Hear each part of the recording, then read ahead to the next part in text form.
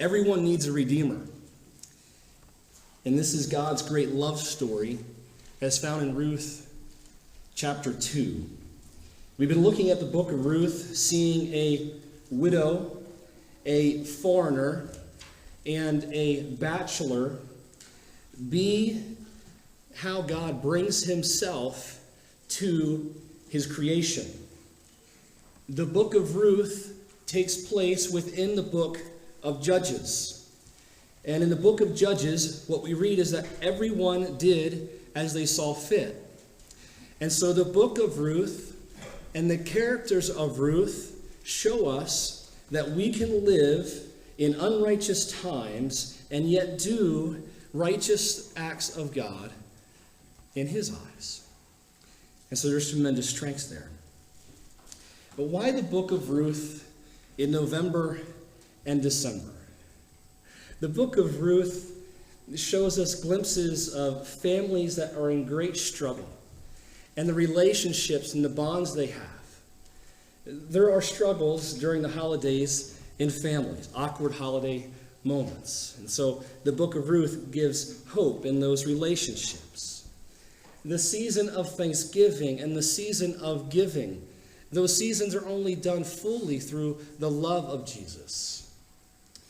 The Christmas that is coming, it needs a genealogy from which the baby in the manger would come from. And the book of Ruth is in that story.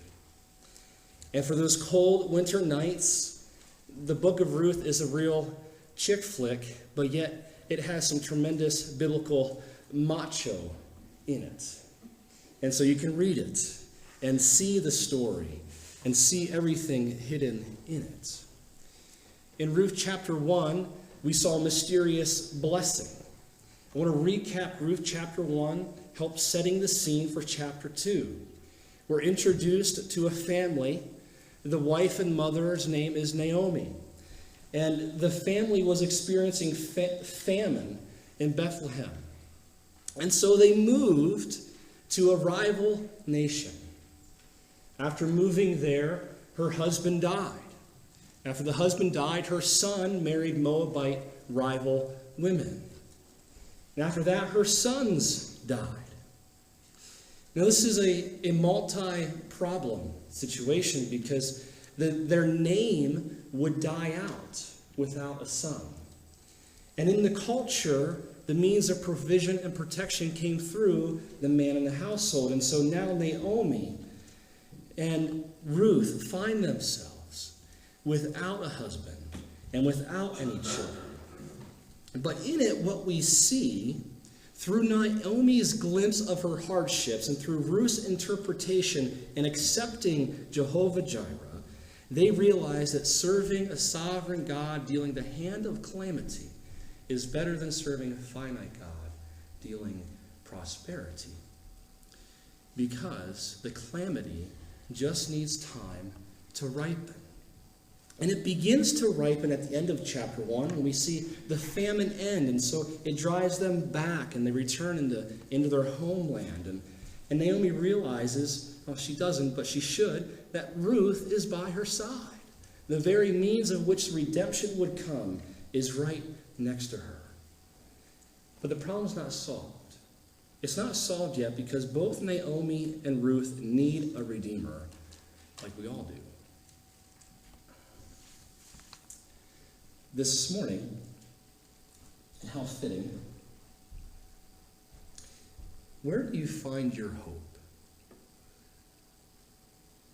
Where do you find your hope? Caleb reminded us that hope is not wishful thinking, it's a secure expectation.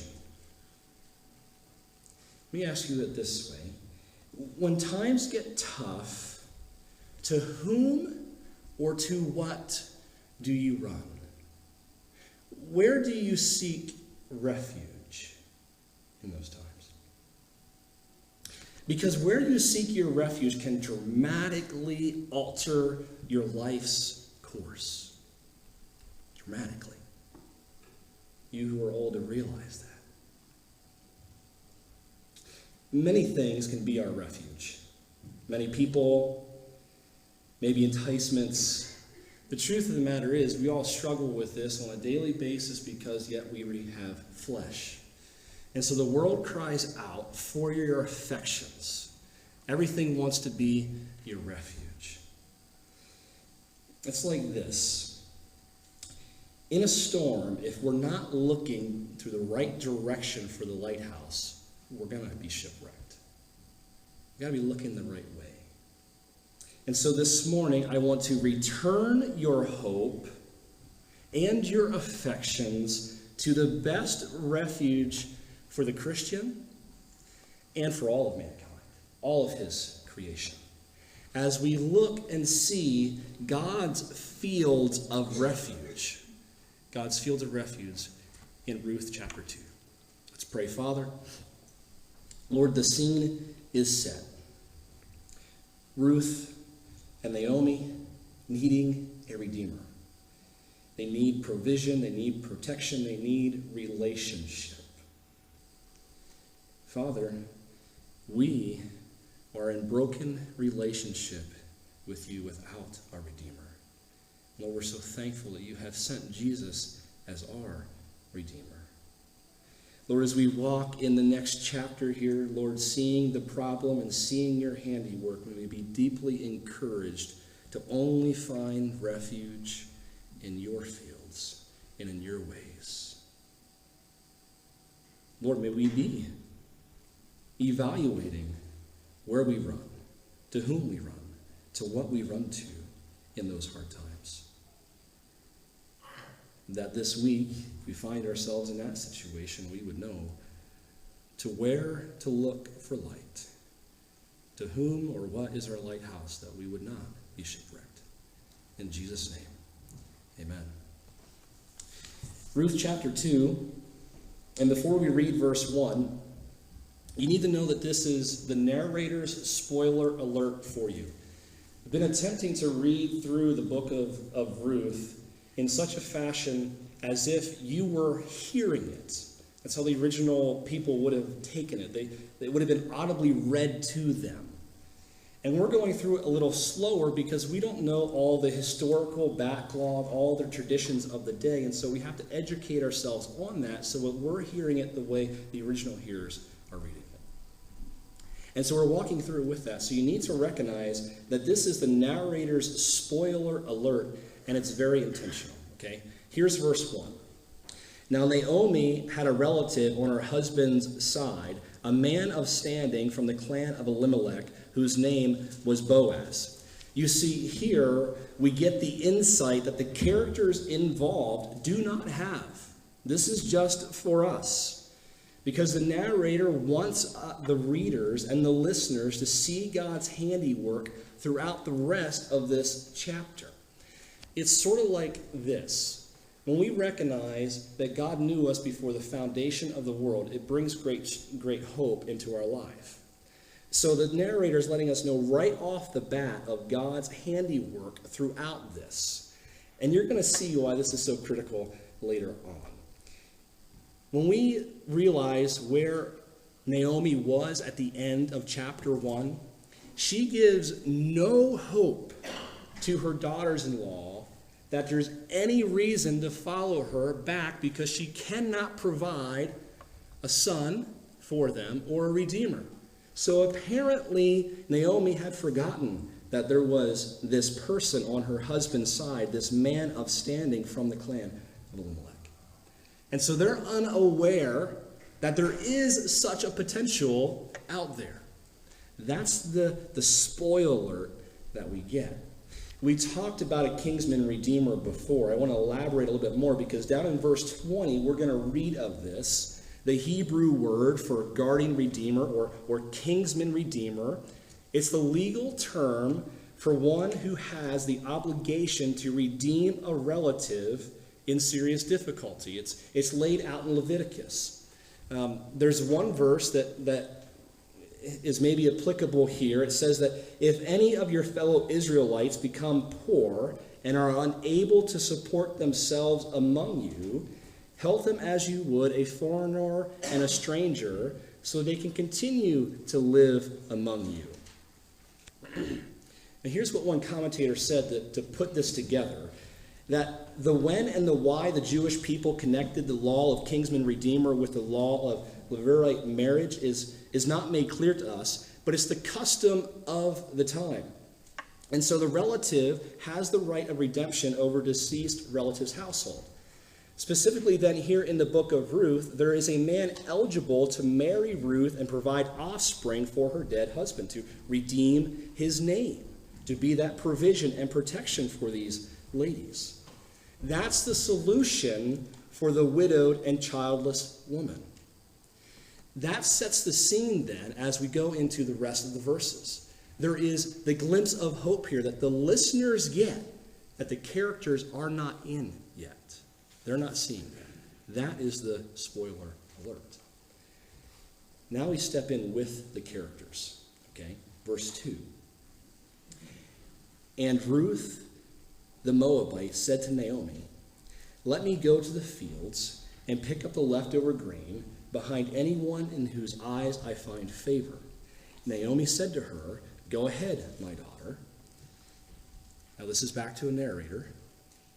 So she went out, entered a field, and began to glean behind the harvesters. As it turned out, she was working in a field belonging to Boaz, who was from the clan of Elimelech. Now Naomi and Ruth don't know that's where she is yet, but we know now where she is. This action of gleaning, again, we see how God cares deeply for the marginalized. In the book, in the Old Testament, it says, "Do not go over your vineyard a second time or pick up the grapes that have fallen off. Leave them for the poor and for the foreigner. I am the Lord your God." In Deuteronomy, it says, "When you harvest the grapes in your vineyard, do not go over the vines again. Leave what remains for the foreigner, the fatherless, and the widow."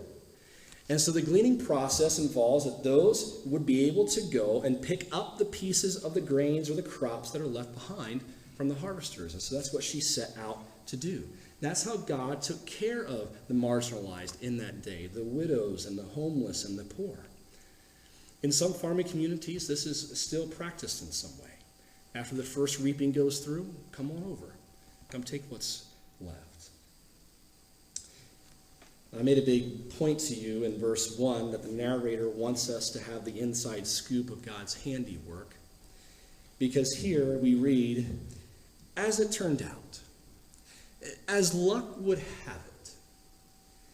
The author gets so real with us because a lot of times that's how we view things in life. Just as he says it. As it turned out. As luck would have it. See, the narrator is setting us up because Naomi and Ruth are going to be very pointed into the fact that it's just not luck. It's just not happenstance. Rather, it's God's handiwork throughout this. We're going to see that in verse 20. We talked about this in chapter 1. I want to reaffirm this with some principles from the book of Proverbs. Chapter 16, verse 33 says this: "The lot is cast into the lap, but its every decision is from the Lord." That's some pretty strong language for how controlled God is, how his handiwork is involved in the very details of our life. And here Ruth, she had to walk a certain course, a certain path to find herself in this particular field. Proverbs 16:9 says, "In their hearts humans plan their course." And we ought to. But the Lord establishes their steps. The Lord directed Naomi to this field. Much like Paul was directed as he went by the Spirit of God. It talks about this in Acts 16. It says, "Paul and his companions traveled through the regions, having been kept there by the Holy Spirit from preaching the word in the province of Asia. When they came to the border of Mysia, they tried to enter Bithynia, and the Spirit of Jesus would not allow them to. So they passed by Mysia and went down to Troas." That's how involved God is in even our walking throughout this world. And so we have to understand that the interruptions in life very well may be God's invitations to us to walk with him and what he has for us. And that's what we're going to see, because for Boaz, this is a divine invitation, just not happenstance. And so in verses 4, 5, and 6, we get Boaz's and Ruth's first impressions of each other. First impressions of each other. The scene has been set. We see that they are in need of a redeemer. We see that she goes out to glean. We see, because of the narrator, that she is divinely put in Boaz's fields. He's playing what some people like to call matchmaking. So as we read verses 4, 5, and 6, you tell me if this is a good match. It says, just then Boaz arrived from Bethlehem. Again, just then arrived from Bethlehem and greeted the harvesters. The Lord be with you. The Lord bless you, they answered.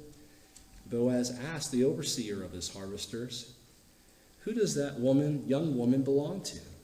The overseers replied, she is a Moabite who came back from Moab with Naomi. She said, please let me glean and gather among the sheaves behind the harvesters. She came into the field and has remained here from morning till now, except for a short rest in the shelter. First impressions. Boaz is obviously financially stable. In verse 3, we find out that this field belongs to Boaz. Here we read that he has employees working for him. Pretty good first impression. Pretty good match for a widow, for a childless person here. But the real quality trait that we need to see is that he is a godly man. In verse 1, it mentions that this is a man of standing. And here his greeting rings out. You see, ladies, a test of a man's godliness is not how he acts Sunday morning in church. It's how he acts Monday morning with his brothers on the job site. That's where you find a man's character, if he is godly or not. And so he shows up at the job site saying, the Lord be with you. And apparently he had this dialogue a few times because they reply back, and the Lord bless you. Even if this is a simply hello, good morning, goodbye, the intent here is the Lord. It was on his mind frame throughout his day as he arrived to his field to work. Boaz is a godly man. That's the most important first impression. How about Ruth? What about her? Well, we can imply that she was a very hard worker. You see, in verse 2, it says that Ruth the Moabite said to Naomi. You realize she took the initiative to go, to glean, and she asked permission to do so. And here she even is asking, she says, please let me glean. Did you pick that up? Please let me glean. You see, she's humble, not entitled. Humble, not entitled. She asked permission. Let me go. Please let me glean. She's a humble lady.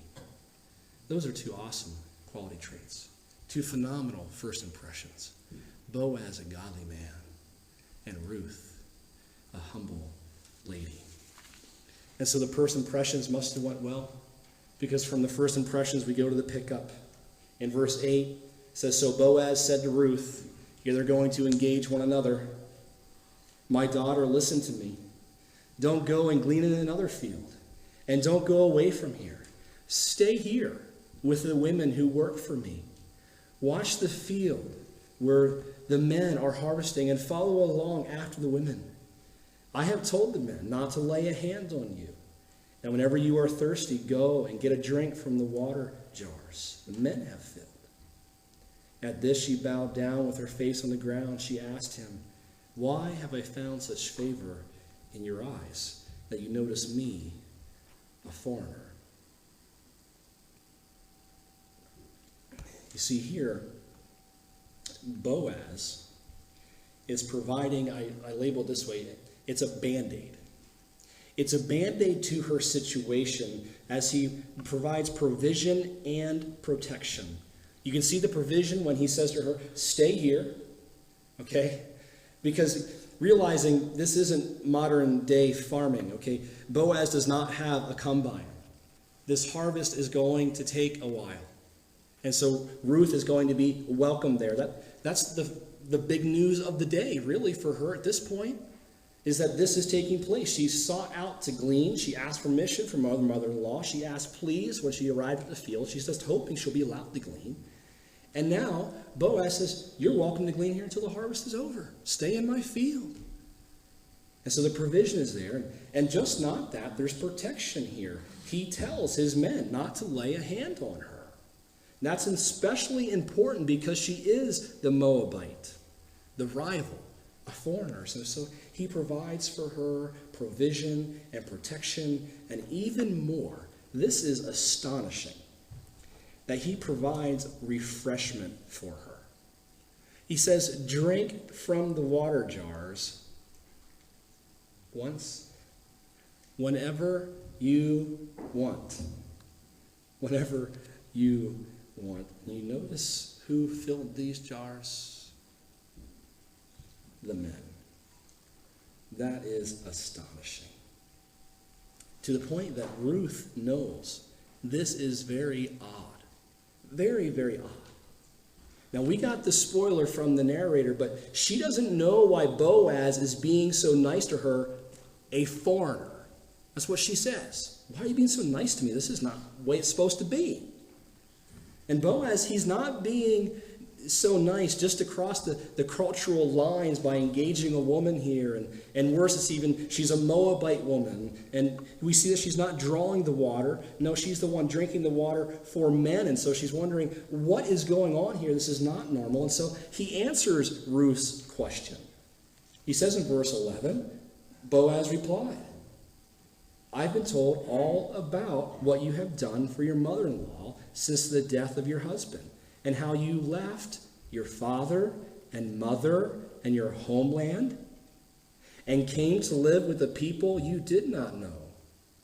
May the Lord repay you for what you have done. May you be richly rewarded by the Lord, the God of Israel, under whose wings you have come to take refuge. May I continue to find favor in your eyes, my Lord, she said. You have put me at ease by speaking kindly to your servant, though I do not have standing of one of your servants. So Boaz knows of Ruth's sacrifice. He mentions that. You left your father, your mother, your homeland, and now you came to live with the people you do not know. But what's most astonishing to him, I believe, is the last few lines here when he says, the God of Israel under whose wings you have come to take refuge.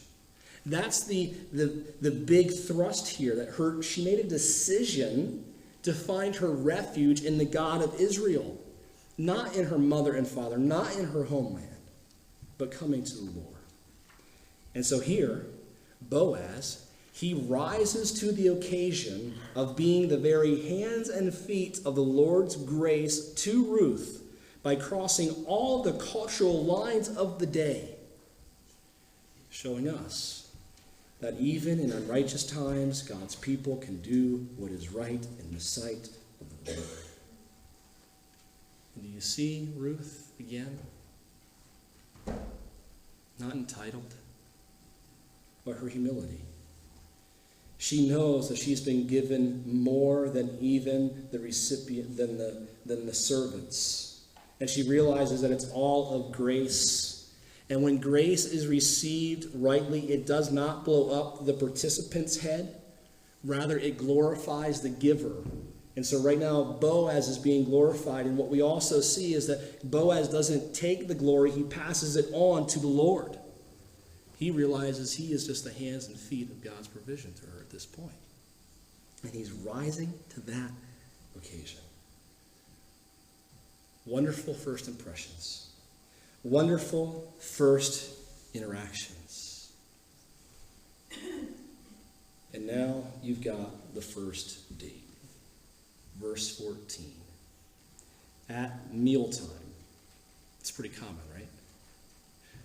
At mealtime, Boaz said to her, "Come over here and have some bread and dip it in the wine vinegar." When she sat down with the harvesters, he offered her some roasted grain. I think that was probably pretty good for the day. She ate all that she wanted and had some left over. She got up to glean, and Boaz gave orders to his men. Let her glean among the sheaves, it'd be bundles, and don't reprimand her. Even pull out some of the stalks for her from the bundles and leave them for her to pick them up, for her to pick up. And don't rebuke her. Boaz is graced her with a lunch that she did not deserve. She's not one of the harvesters, but he has brought her into the lunchroom, making room for her, providing for her, and beyond what was expected or could even be thought of, because you notice here that it says she had some left over. He took her out on the first date, and she's taking a to-go box home. That's pretty good. Take note. He's also making sure that she's going to have plenty of grain by allowing her to glean the best locations in the field. The prime gleaning locations he makes available to her.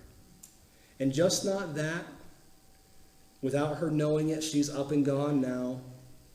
He's making sure that she's going to have plenty because he's asking his harvesters to be conveniently sloppy.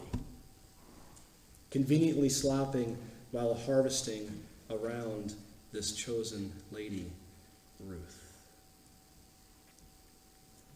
Boaz is graced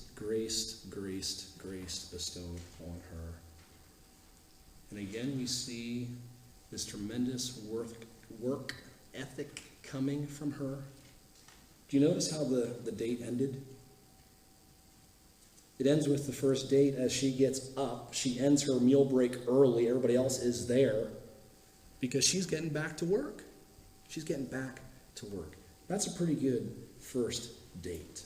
Roasted grain. Pretty good deal. So Ruth, verse 17, gleaned in the field until evening.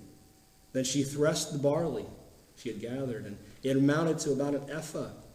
She carried it back to town, and her mother-in-law saw how much she had gathered. Ruth also brought out and gave her what she had left over, and she had eaten enough. So the story, the first date, ends with Ruth going back to the field to glean, and then she heads home. Now this is pretty awesome. We don't use this language anymore in ephah, but it's about 30 pounds. 30 pounds of grain.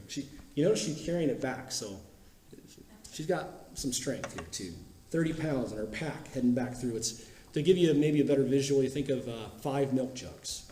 Okay, 5 milk jugs of grain. All right. That's way more than she needed for the day. Way more than she needed for the day. And so for Naomi and Ruth, she has just banked a large paycheck in one day's work. That's the way to put it in our terms. She worked one day, and she's got a large paycheck from that day. And I can imagine that Ruth is walking back in with a giddy smile on her face. She's had a wonderful interaction. She's already realized that she's going to be able to go back. But yet she still does not know how good this really is. She does not know whose clan Boaz belongs to.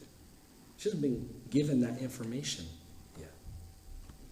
So Ruth is walking back in with a smirky smile on her face with 5 gallons worth of grain, way more than what should be expected. Now think about Naomi. Here's Naomi. She's sitting at the kitchen table. It's barren because she's in need. And all she's been doing all day is praying that Ruth would just do this one thing. One thing is the only thing I think Naomi is thinking about, that she's praying that Ruth would just come home safe. Just make it home safe.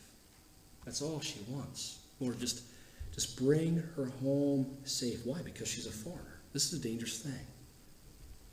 And so Ruth comes home just not safe and sound, with this giddy smile on her face, with probably over a week's worth of food on her back, and take-out dinner. You imagine Naomi, she's at the kitchen table.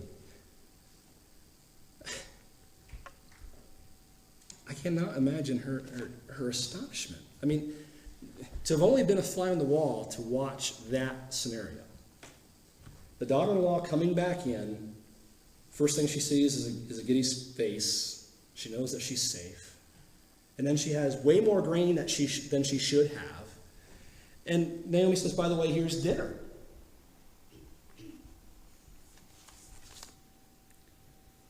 We're going to see how the truths that we read in chapter 1 from Naomi ring true, just not when times get tough, but when times are in the prosperity as well.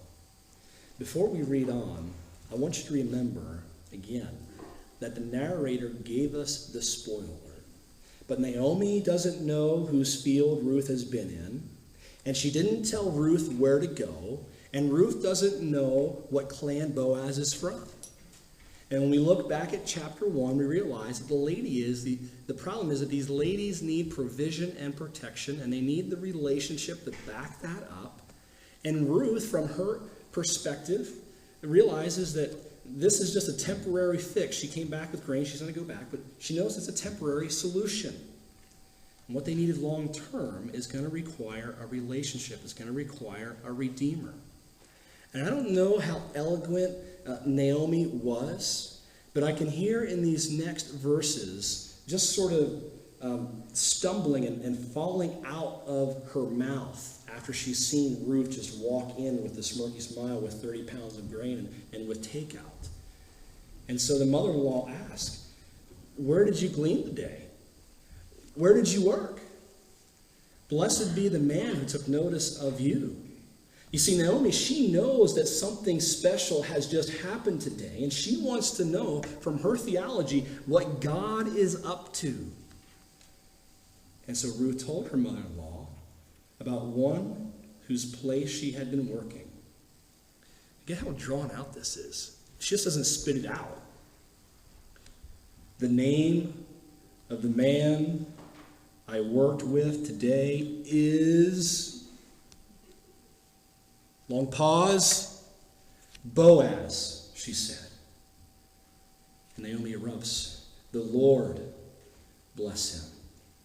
Naomi said to her daughter-in-law, "He has not stopped showing his kindness to the living and the dead." She added, "That man is our close relative. He is one of our guardian redeemers." You see, the light bulb in Naomi's head just went off.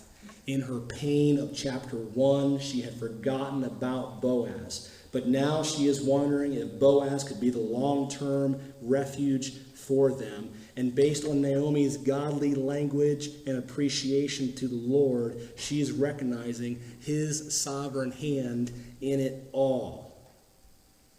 And now Ruth has gotten the backstory on what she just experienced. She too wondering why this man is gracing her so much. She now realizes that Boaz is in the same clan of Elimelech. And now she adds the cherry on top. Verse 21, then Ruth said to the Moabite, "He even said to me, 'Stay with my workers until they finished harvesting all my grain.'" Naomi said to Ruth, her daughter-in-law, "It will be good for you, my daughter, to go with the women who work for him, because in someone else's field you might be harmed." the fields of Boaz is what God had provided for their refuge in this time. And it's amazing blessing, and it's amazing blessing for the day, but you realize it's not the end of it. The blessing of that provision and that protection, it's going to carry on. And possibly, with a little matchmaking, everything now could be okay. This is the solution, potential solution to the problem they find themselves in. And so we begin to wonder, as this is being audibly read to the listener and we're taking it slowly in and understanding all that's going on, we want to know, all right, is this the match? Is this how God's going to redeem the situation? Is Boaz and Ruth, are they going to hitch up? And so we read on, and we get to verse 23, and it's the narrator. It says, "So Ruth stayed close to the woman of Boaz to glean until the barley harvest and the wheat harvest were finished. And she lived with her mother-in-law." Verse 24, to be continued. Verse 24 doesn't exist. You get carried up, wondering if Boaz and Ruth, if this is going to be the redemption that God's provided, and it ends, she lived with her mother-in-law. So at this point, the listeners, as readers, if you haven't read through it, we don't know. It's to be continued. We're left hanging there. And for you and for us, it's going to be a 2-week pause because next week is special programming because it's Thanksgiving sermon. What we don't know is if this is the solution. We know it's a potential solution. We see God's handiwork in it. And we don't know if Ruth took home 30 pounds every day during the harvest, which would have been several weeks. But I'd like to think that Boaz and his team made sure that Naomi and Ruth had enough, and maybe even some extra, to make it through to the next harvest. They were provided great refuge in the fields of Boaz. And it's no mistake that God directed her path there. Just to recap, remember, the problem is that Naomi and Ruth need provision and protection in the short term, and they need a relationship for the long term. And the solution for the short term now is met in chapter 2 by Boaz being the hands and feet of God's refuge to them. And for the first time now, Naomi and Ruth are beginning to see that possibly the long-term solution has been set up. Mostly what I want you to see is that both of these ladies are crediting God for the handiwork in their lives. And though their times are still tough, make no mistake about it, it's still tough, they're beginning to see the situation a little clearer and noticing the blessing of the star's light shining through the darkness. From Naomi's example, this morning, if you find yourself in a tough season of life, let me encourage you to look deeply to God. Strive to recognize God's fingerprints in your situation.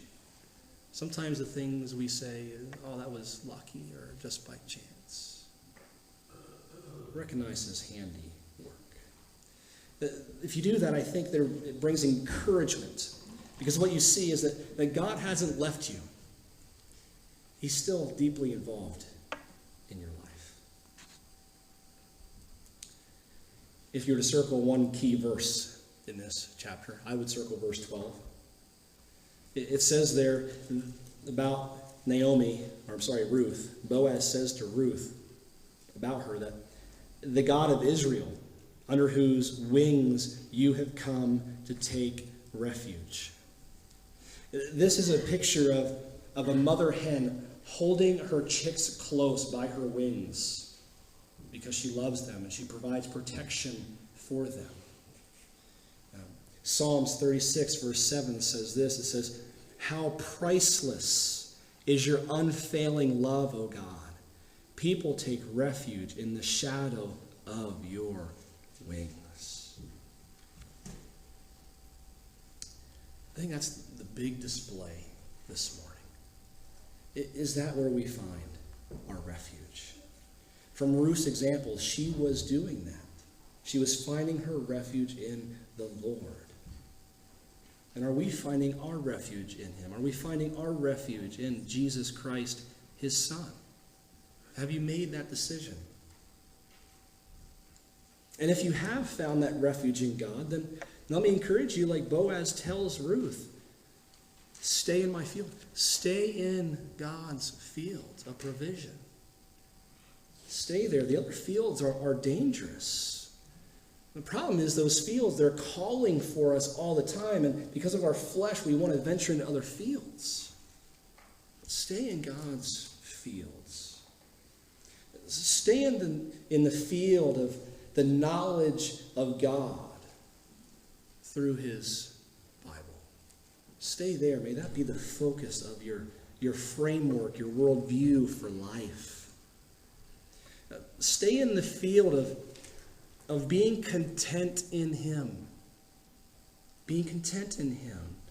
The other fields, they've got lots of shiny stuff, but it rusts. It tarnishes. It goes away. Be content in his field. And if God has provided you a spouse or relationship, look, you've got no reason to venture to other fields. Don't do it. God's provided the fields for you. He's given you all you need. No ventures into other fields. And now from Boaz's example. Looking at the character of Boaz. Realizing that if you found refuge in God like he had, then to whom are we extending God's refuge to? Boaz, he was the hands and feet of God's refuge to Ruth. So who are we extending that refuge that we have received? Who are we extending it out to? There's a quote by Dallas Willard. Some of you might recognize it. It was mentioned at the school during graduation. Every contact with another human being should be one of goodwill and respect, with readiness to acknowledge, make room for, or assist the other in suitable ways. I believe that's a practical fleshing out of how you be a refuge for others. You see, Boaz, he acknowledged Ruth. He talked to her. By the cultural norms, he shouldn't have, but he acknowledged her. He made room for her. In the field, he made room for her. At the lunch table, he made room for her. And he helped in suitable ways by providing protection and provision for Ruth and Naomi. And so Boaz, he accomplishes this way of fleshing out refuge to others. And so who can we be a refuge to this week? By acknowledging them, calling them by their name, making room for them maybe in some fashion, in some way, welcoming them in, and helping them in suitable ways. That's a vast comfort. You could help someone out spiritually. You could help someone out physically in many ways, but a suitable way. If you do that, you provide what so many look for in this season. They're looking for hope. And we have that hope. And so we can extend it to others. The power of hope is absolutely phenomenal. It really, really is. Norman Cousins, through his work with patients at the UCLA School of Medicine, proved that the power of hope can change people's lives. He says that the patient's hopes are the physician's secret weapon. They are the hidden ingredients in any prescription. Be a source of hope for people. 'tis the season, right? Yeah. Proverbs 19:17 says, whoever is kind to the poor lends to the Lord, and he will reward them for what they have done. In James chapter 1, verse 27, it says that, sorry guys. In James chapter 1, verse 27, it says that religion that God our Father accepts as pure and faultless is this, to look after orphans and widows in their distress, and to keep oneself from being polluted by the world. Oh, how God cares about the marginalized.